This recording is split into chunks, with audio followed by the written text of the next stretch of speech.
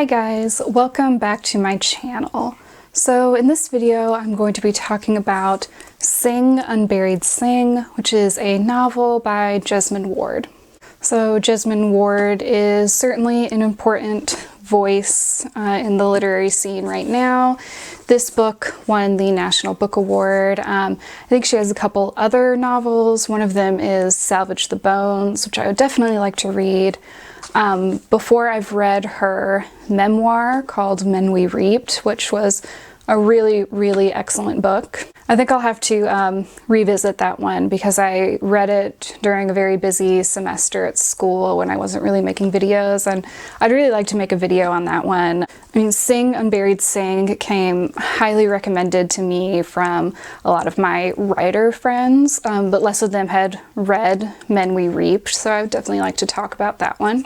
Yeah, the writers I know specifically really loved this book, and after reading it, that definitely makes sense to me. Yeah, Jesmyn Ward's definitely a writer I've been following online for a while. You should definitely look up her essay that she wrote for Vanity Fair back last summer, I think. And that essay is about sort of the global tragedies of that moment and the personal tragedies that she was dealing with too. A very moving essay. Yeah, I mean, I find Jesmyn Ward to be a writer who writes with a lot of love and care for her characters. You know, even her fictional characters, when she's not writing about real people, they feel like real people, and I'm sure they're informed by her community where she lives, where she's from, down south. And I think when we talk about writing about rural people or vulnerable populations and doing that responsibly, Jesmyn Ward is an excellent example of that. So this book follows a Black family living in the Deep South and their family dynamics and the history and the past traumas that kind of play out throughout their lives now. So it's like a modern story about the South, but you know, the reckoning with the past is happening throughout the book. I mean, that's one of the main themes of the past being ever present. So primarily the story is told from the perspectives of Jojo and Leone in alternating chapters. So Jojo is the character we first meet. He is a 13-year-old boy. He has a little sister, Kayla. She is like a toddler. They're very close, and Jojo does a lot to take care of Kayla. Jojo's mother is Leone, and Leone is not so much of a parent for Jojo. She is struggling with addiction throughout the entire book, and she's not really there to offer the support that Jojo needs, and they have a very broken relationship. At the time that the book starts, Jojo's father, Michael, who is a white man, is in prison, and then Jojo, Kayla, and Leone all live with Leone's parents, Jojo's grandparents, Pop and Mam. So Pop is very much the stability in Jojo's life and gives him a lot of the love and care that he needs to develop into the person he is. And Mam seemed to provide that too, but we're mostly learning about Mam through the character's memories of her, because at the start of this book she is bedridden and dying from cancer. So kind of the inciting incident of this book is that Michael is going to get out of prison. So Leone decides to take the kids, go with her friend Misty, and drive upstate to pick up Michael. So the interesting twist in this book, you know, what the title is referring to is that there are ghosts all in this story. And the ghosts are treated as sort of a very normal part of it. They are characters in the story as much as the living people are. And in fact, one of the ghosts, Richie, gets a couple chapters from his perspective in the book. So one of the ghosts is Given, who is Leone's brother, Mam and Pop's son. And when Given was a teenager, and a hopeful kind of point of his life where he had, a future ahead of him, he was shot by Michael's cousin, actually. And then the whole thing was covered up by Michael's father as the sheriff. So that obviously is a huge wound for everyone in this family. Mam and Pop certainly will never be the same after losing their son. And Leone carries so much hurt from that. There's like a moment in the book where she's thinking that she's jealous of her daughter Kayla because Kayla gets to have her brother alive and with her. And there's a connection with Leone's addiction to Given in that when she's high, she sees him. She can see his ghost, but only then. So then the other ghost we see is Richie, who is a young boy that Pop knew when he was a teenager. So this story gets sort of slowly doled out to us throughout the book, but Pop, when he was young, was kind of in the wrong place at the wrong time and ended up getting sent to Parchman prison, which we will talk more about. But there he met Richie, who was only 12 years old and was in this prison. So we see like Pop really trying to protect Richie, but we know that it's not going to end well. We just don't know exactly how it ends until the end of the book. But anyways, Richie, he interacts with a lot of the living characters, and when the family goes up to Parchman prison, where his ghost has been, ever since, he ends up sort of hitchhiking back with them. So the ghost is like sitting in the floor of the car, riding back to see Pop and get some answers about how he passed. So these ghosts are ever present. There's a lot of talk in this book about the passage of time and how it's more like everything's happening at once, and the things that have happened in the past really aren't so long ago. Pop is still carrying these memories as if they're happening right now. The effects of losing Given are obviously still felt in the family. They're not shaking that off. It's not in the past. The pain is right in that moment.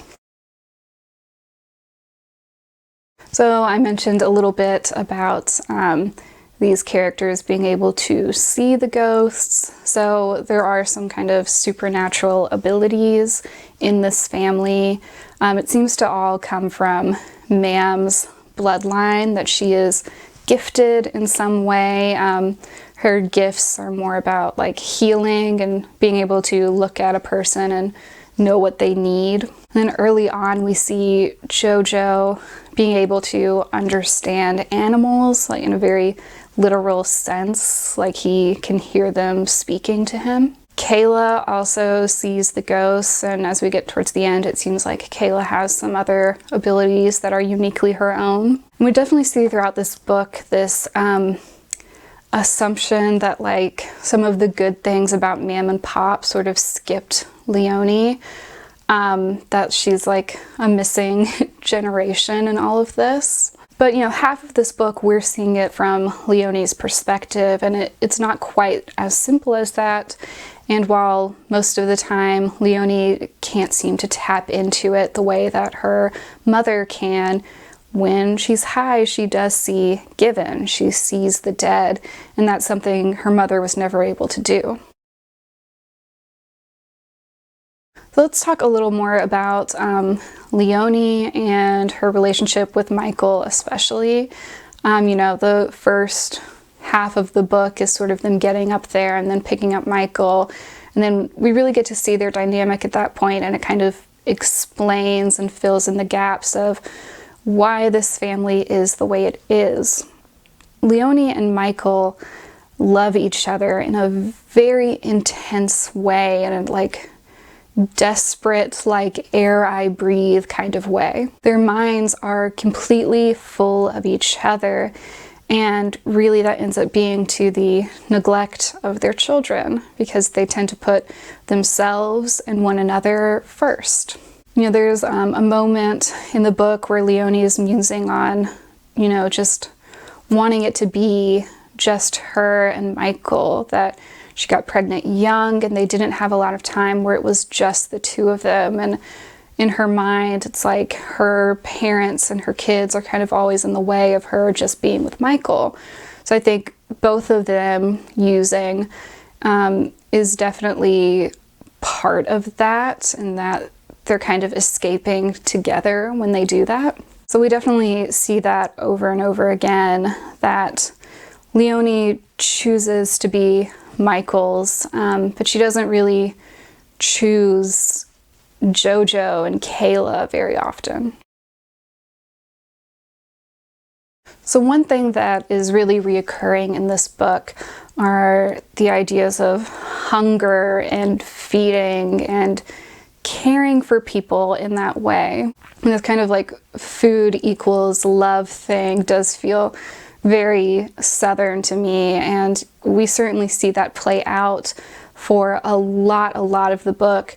Jojo and Kayla are both very hungry. Really, their entire road trip, they're starving. And that's because Leone is not really taking care of them. And in fact, she gets herself a drink and things like that and keeps it for herself before giving that to her kids. So it is sort of the way the story shows us where the care and love is coming from and where it's missing.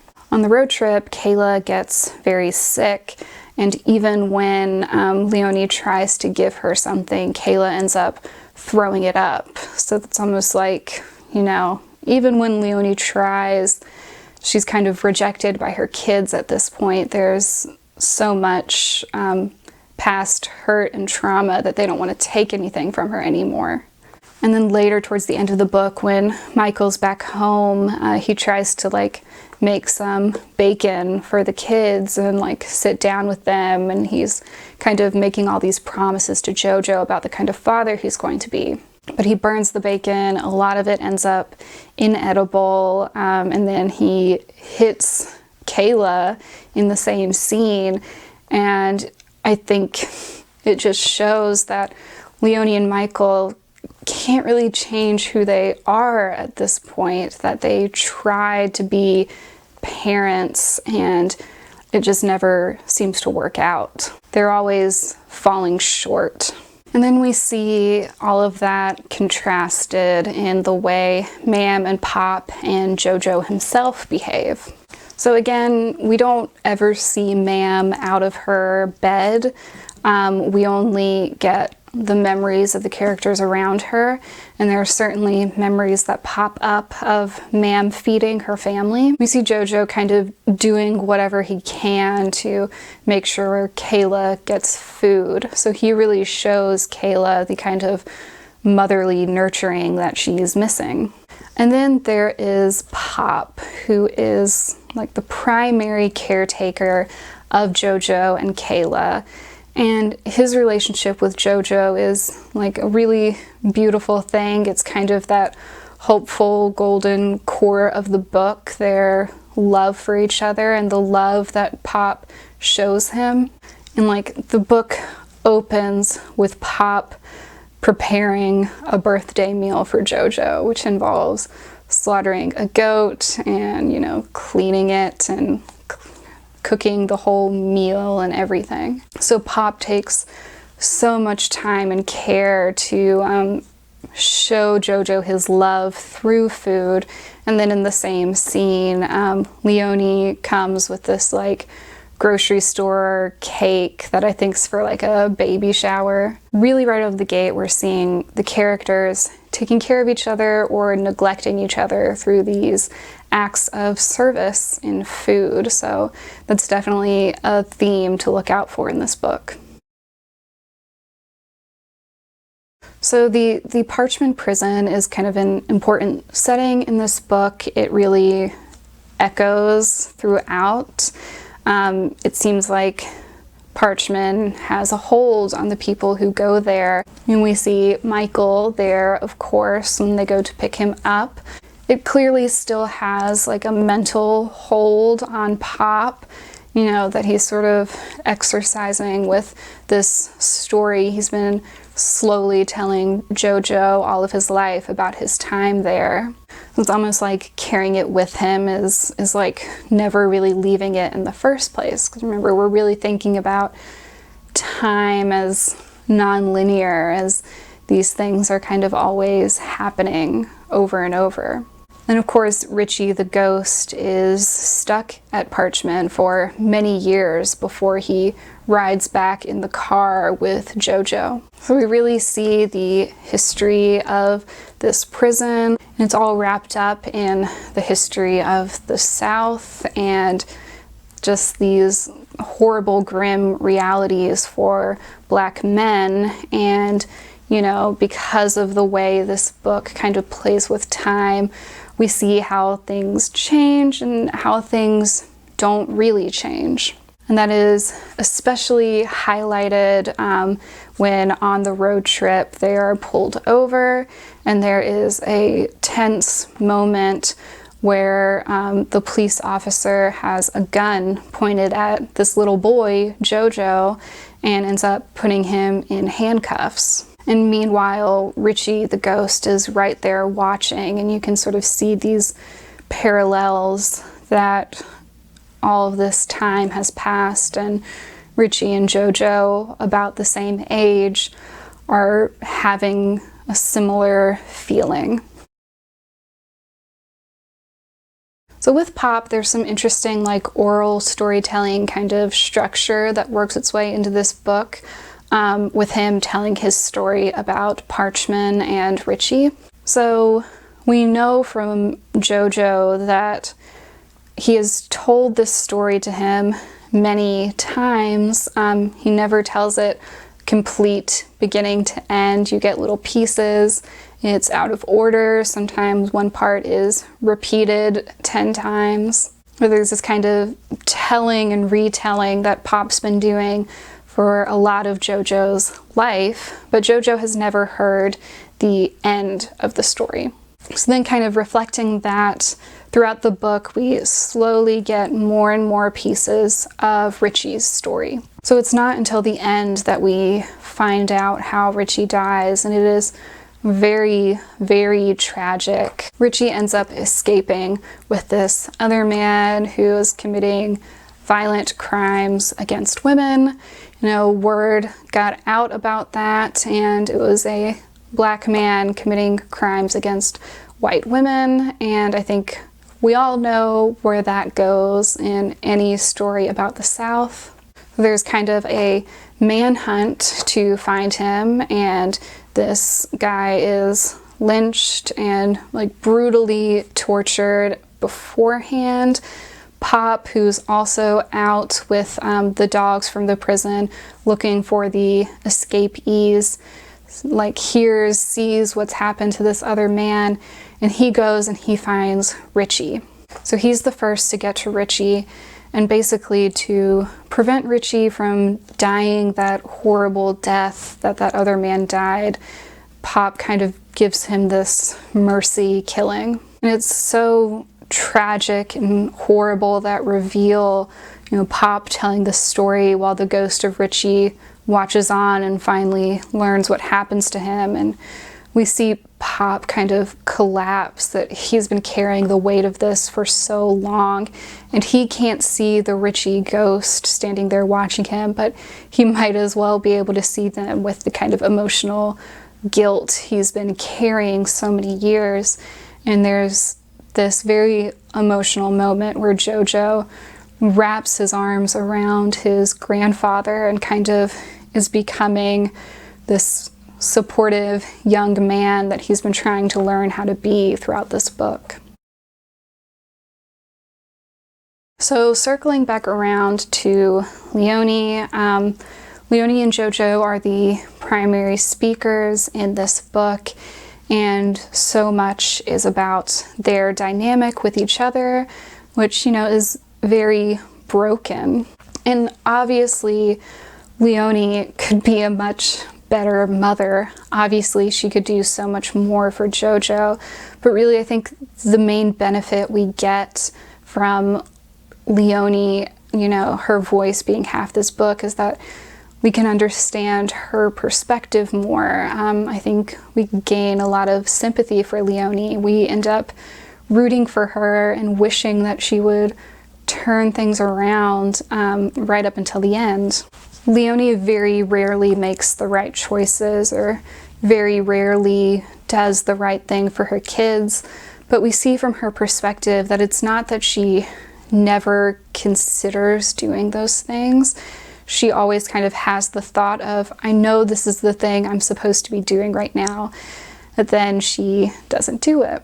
And there are some moments where she doesn't always choose the destructive thing. Like there's this scene where they go to visit Michael's parents, who have basically had nothing to do with them because of their racism against Leone and the mixed children who are their grandchildren that they don't acknowledge. And of course, the dinner goes absolutely horribly, and Michael and his father begin physically fighting, and Leone grabs her kids and takes them out of there, leaving Michael alone in the house, which is really like the first time we see Leone actively choose her kids over Michael.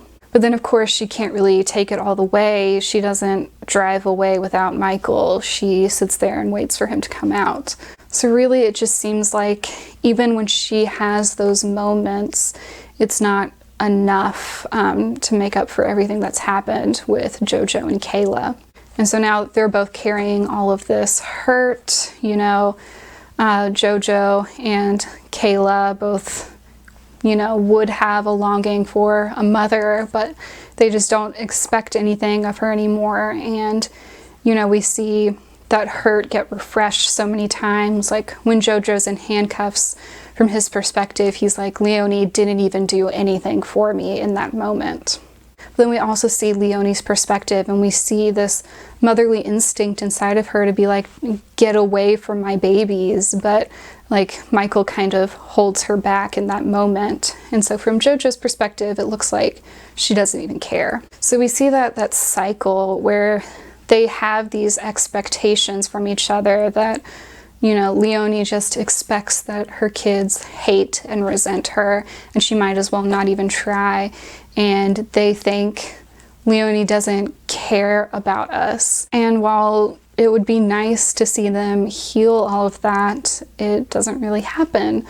Leone is who she is. Then we see in kind of the climax of the book, there's this sort of visual of Jojo kind of standing tall for the first time and kind of becoming like a man, which he's been sort of trying to learn about manhood throughout this book. And unfortunately, that kind of comes when he seems to fully, truly give up on Leone. So, getting to the end of the book, so we've seen through Leone and Jojo their memories of Mam, and I think we've really come to love that character just through, the motherly support and the kind of hopefulness and like the belief and magical and greater things that Mam has always had. So it is really heartbreaking for these characters and for us as a reader to see her body being, emptied by this cancer. So towards the end of the book, she asks Leone to do a litany, a kind of ceremony to help her pass on her own terms. But this is all happening at the same time that Pop is finally telling Jojo and Richie, though he doesn't know it, about how Richie passed. So Richie is hurting and in this dark, angry place. He tries to take Mam with him. And at this point we're getting into things about the afterlife that are a little harder to understand, but it seems like if Mam goes with Richie, who's like asking her to come take care of him, she'll be stuck with him like a ghost. But then the ghost of Given is also there, and with Kayla and Jojo and Leone, they kind of help Mam fight off Richie and leave with Given. And in that leaving, Given and Mam kind of cross the river into the afterlife. And those are ghosts that the living characters are never going to see. But then we see that Richie, he thought that learning the truth about his past would allow him to cross the river too, but he's still stuck. Something about the pain and the trauma is keeping him in this in-between state. We see that there's hundreds of other ghosts with him, and they all have some sort of tragedy in how they passed. And these ghosts talk about how they can't sing the song of like that afterlife, that beautiful kind of heaven world that's across the river. It's like they can't quite catch the tune of it. And so they're in this torment. And then little Kayla comes out there and she sings to them, and it doesn't make any sense to the living people, but the dead around her seem to kind of sigh in relief. So there's something about Kayla in this Song of the Dead that she has this kind of healing effect. And that's the note this book ends on. And, you know, that obviously connects to the title. I think it's certainly a more hopeful note. You know, there's not a super clear happy ending for Leone and Jojo, and there's not a super clear being at peace kind of moment for Richie, but there are these moments of relief and healing and love and care, and Kayla's kind of this little embodiment of all of that for this family. Yeah, there's this point in the book, it's around when they're stopped by the police, and afterwards, and Jojo's sort of remembering the handcuffs, and it's like his wrists are sore, but more than sore, and there's this part where it's like his marrow is bruised. So, you know, it's inherently with them, with the members of this family. All this pain pops past with Richie and Parchman, and, you know, the loss of Given and this traumatic moment that Jojo has with the police officer. These things are not gone or solved or fixed. They are the reality of their lives every day. They are the ghosts that are with them, the bruises that are part of them all the time. But like with Kayla's song, they do find relief and love and care with each other. Okay, that's all I have for this video. Thanks for watching. Bye.